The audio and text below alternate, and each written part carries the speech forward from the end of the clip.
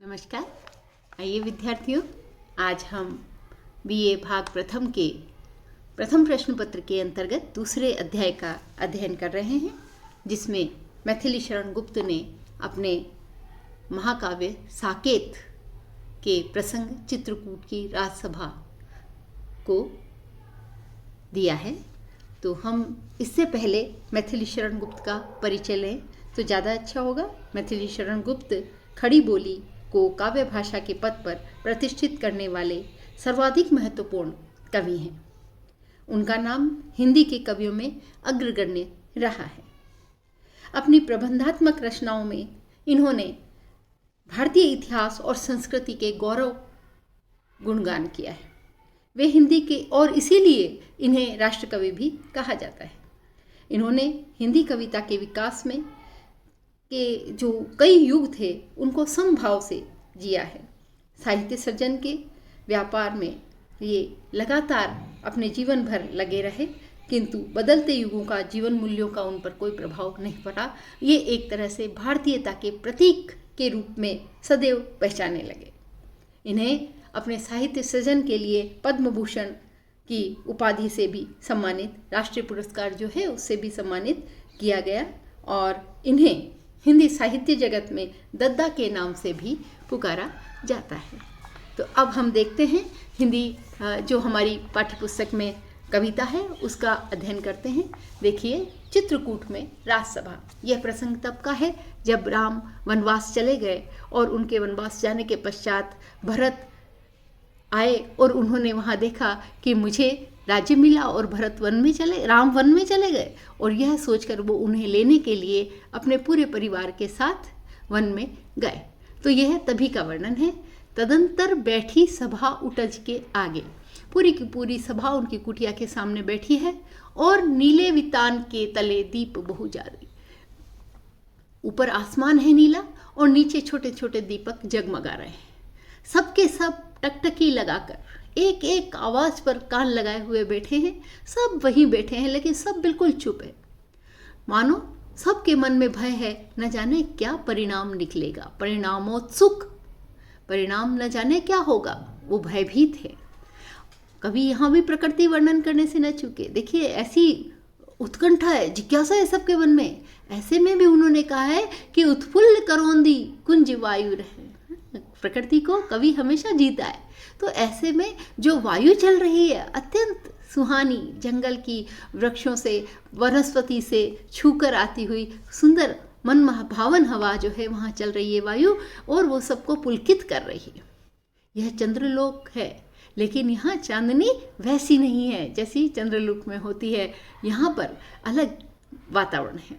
प्रभु अत्यंत ऐसी वातावरण के अंदर प्रभु राम जो है अत्यंत गंभीर वाणी के साथ बोलने लगे। क्या लिखा है? गंभीर नीर निधि, है ना, वायु की नहीं, मगर जल जो है वो कैसा, समुद्र जैसा, समुद्र में जैसी गंभीरता होती है, उस गंभीर आवाज के साथ राम बोले, हे भरत भद्र अब कहो अभिप्सित अपना। सब चुपचाप थे।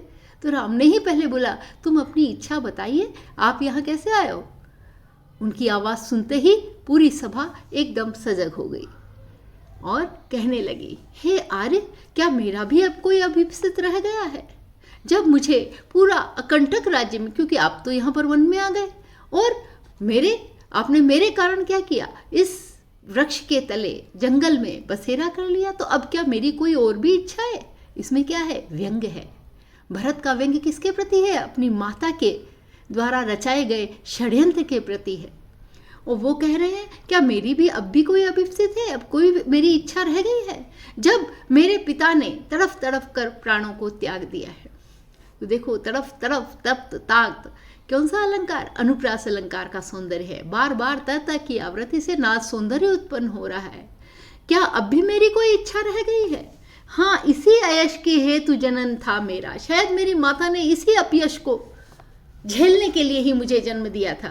निज जननी ने ही हाथ भाग्य हनत था, उसके हाथों ही मेरे भाग्य को छीन लेना था और उसने छीना भी। अब कौन अभिप्सित और आर्य वह किसका? अब कौन सी इच्छा हे प्रभु, और किसकी इच्छा है? संसार नष्ट और भ्रष्ट हुआ है, जिसका पूरा संसार ही नष्ट और भ्रष्ट हो गया है, पूरा संसार भी खत्म हो गया। भाई जंगल में आ गए, भाई भाभी और छोटा भाई, और जिसके पिता नहीं रहे, अब मेरी कौन सी इच्छा और बाकी रह गई है? इस सब में एक व्यंजना है, एक पीड़ा है, एक तड़फ है जो भरत के हृदय के अंतर्गत है। तो कवि इसमें सक्षम है कि उन्होंने इस पीड़ा को अपने शब्दों के द्वारा इसके अंदर व्यक्त किया है। आगे देखते हैं हम। मुझसे मेरे ही आ स्वयं मुख मेरा। अब मैंने तो अपने आप से ही स्वयं मुंह फेर लिया है तात बता दो तुम ही अभिप्सित मेरा। आज तो मैंने अपने आप से स्वयं से मुंह फेर लिया है। हे आर्य बता दो, आप मुझे बता दो कि अब मेरी और कौन सी इच्छा है। जब वो इतनी पीड़ा युक्त बात कह रहे थे भरत, तब राम को समझ में आई। प्रभु ने भाई को पकड़ हृदय से खींचा, रोदन जल से सविनोद उन्हें फिर खींचा। वो राम रोने लगे भरत की यह बात सुनकर, और उन्होंने भाई को पकड़कर अपने हृदय से लगा लिया। उसके आशय की था मिलेगी किसको। राम क्या कह रहे हैं? जनकर जननी जान न पाई जिसको। जिसके मन की बात दूसरा कैसे समझ सकता है? जब माँ ही उसके मन की बात को नहीं समझ सकी, तो दूसरा उसकी बात को कैसे समझ सकता है और किस प्रकार से समझ सकता है? कितनी चित्रात्मक भाषा है।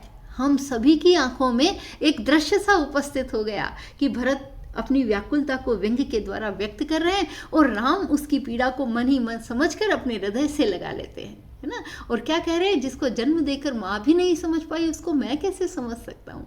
यह सच है। जब उन्होंने कहा मैं नहीं समझ सकता, इतना सुनते ही केकई क्या कहती है? यह सच है तो अब लौट चलो तुम घर को चौके, सब सुनकर अटल केकई ईश्वर को। अगर यही बात सच है तो मेरी विनती है कि अब तुम घर को लौट चलो। सबने रानी की ओर अचानक देखा। पूरी सभा रानी को देखने लगी, क्योंकि इसी ने तो इसे जंगल में भेजा था, वन में भेजा था, राम को वनवास दिया था, और वही अब कह रही है कि घर लौट के चलो। सबने रानी की ओर अचानक देखा, एकदम सबके सब किंकर तो भी विमूढ़ हो गए। क्या कह रही है ये? वे धव्य तुषारा व्रता यथा विधु लेखा। ऐसा प्रतीत हो रहा है कि वे धव्य, जिनके ऊपर तुषारा व्रत हो गया है, वज्रपात हो गया, सब कुछ छिन गया हो, ऐसी दिखाई दे रही थी केकई। और विधु लेखा, शायद यह उनके भाग्य में लिखी हुई कोई रेखा हो, इस प्रकार से वो दिखाई दे रही थी। तो हम आज इतने 3 पदों को पढ़ते हैं, आगे के व्याख्या को हम बाद में पढ़ेंगे। लेकिन इनके अंदर हमें जो 3 पद पढ़े उसमें हमें क्या क्या चीज़ समझ में आई? सबसे पहले तो भरत का चरित्र समझ में आया, है ना, कि भरत के मन में क्या है, और उनकी वाणी का भी, कि उनकी वाणी में जो व्यंजना लेखक कवि ने व्यक्त की है, वह उस पीड़ा को किस प्रकार से एकदम सार्थक करती हुई।